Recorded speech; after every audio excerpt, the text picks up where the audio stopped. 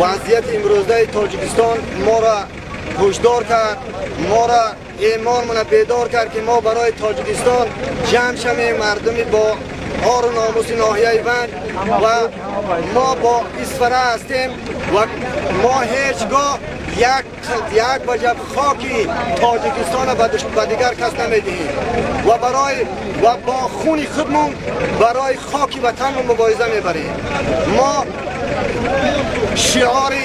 شعار پیغمبر است که حب الوطن من الایمانی، یعنی دوستداری وطن از ایمان است و این مردم ما مردمی با سعادت و ایمان هستند و همه یک دل و یک جا هستند. امروز بتونن که از مردمی اسفره یعنی دفاع کنند و در با آنها همسب باشند و ما چطوری که پیشوای ملت گفته است تاجیکستان به پیش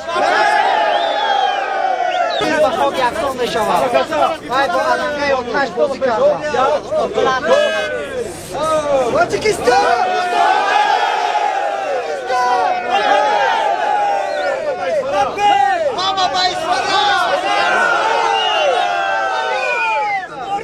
عزیزمون خود جوانان ناحیه فنج برای مرز و بوم وطن دائما تیاریم.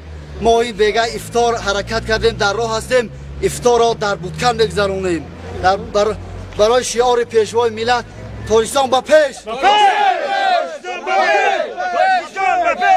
ما فرزندان ناحیه ونج برای تاجیکستان هم وقت تیاریم، جان خود را دریغ نمیداریم. واروخ به پیش!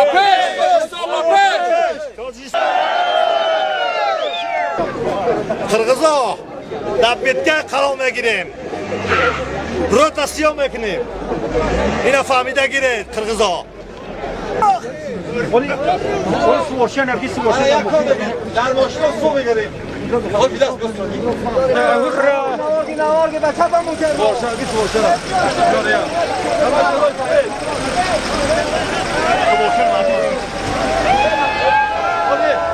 باشه بسترش کنی. یه لایک چسبمه.